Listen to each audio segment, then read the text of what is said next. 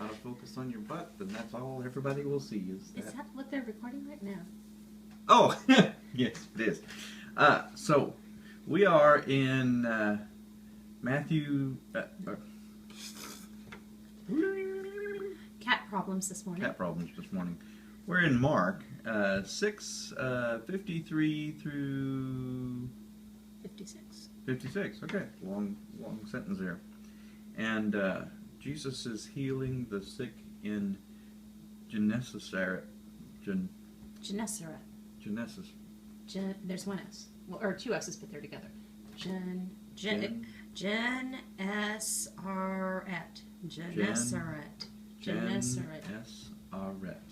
But I'm not sure which one gets the emphasis. Gennesaret. One of those, you choose. Anyway, they got blown off course. They were heading to Bethsaida, and teachers.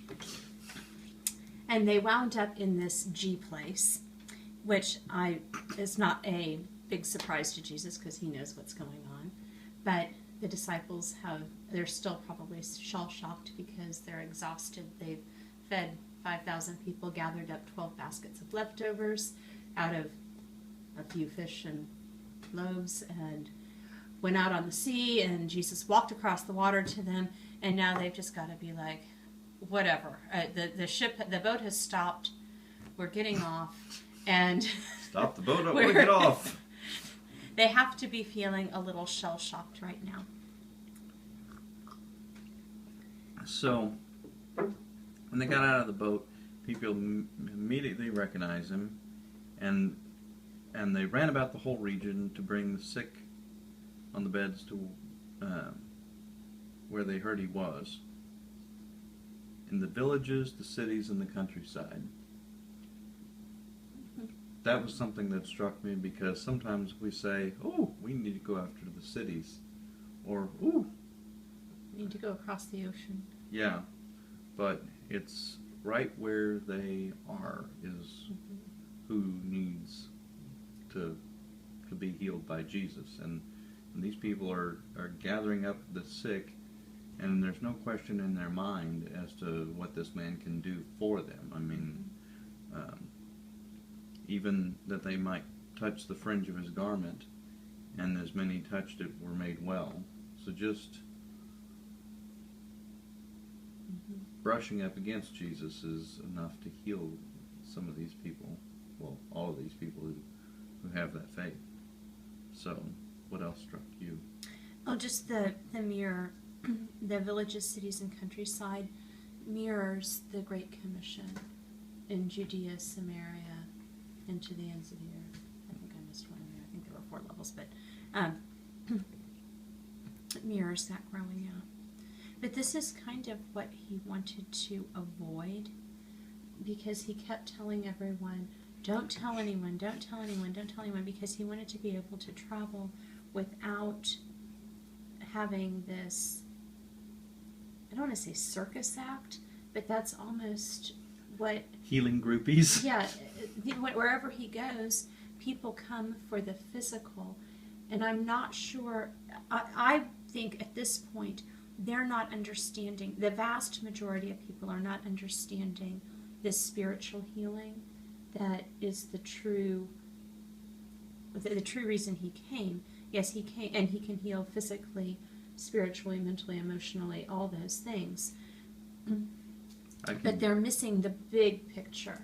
Yeah.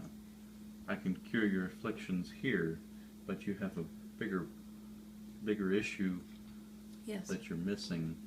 Yeah, you have a bigger problem than not being able to walk. Mm-hmm.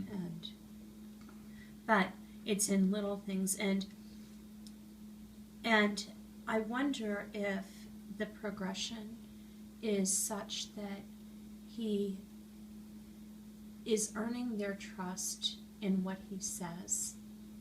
Whenever he says you're healed, and then their physical affliction is healed, then whenever he comes back and he tells them something that they can't visually see or feel physically,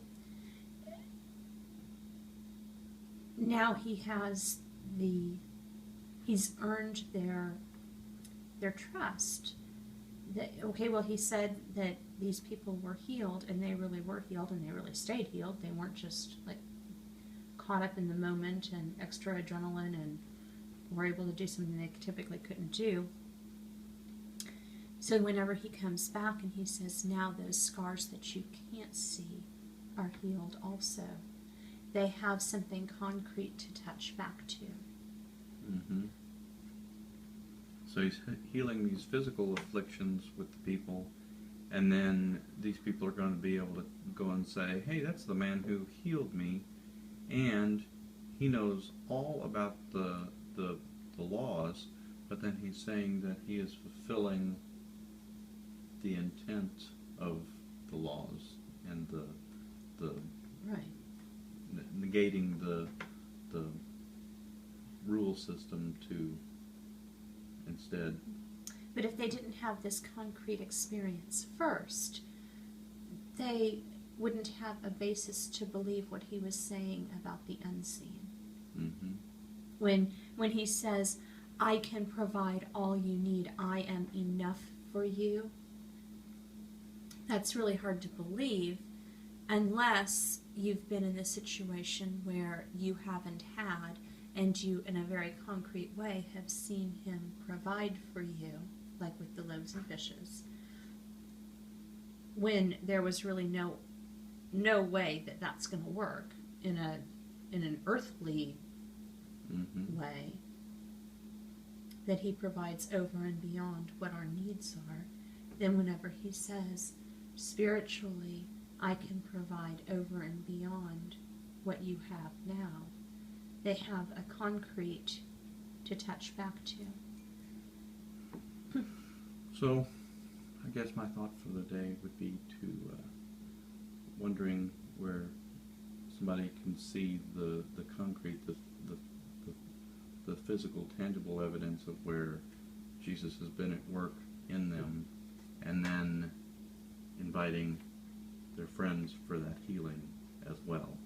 This is what I have seen him done in others. This is what he has done in me, and now what can he do for you? Let me bring you to him.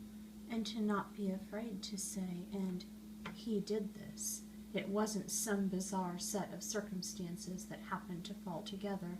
It wasn't my own willpower or my own doing. This was all God all the time. Mm-hmm. So, those are our thoughts for today. As you finish out the last chapter of Mark 6, take a look and let us know what you think. Catch you tomorrow.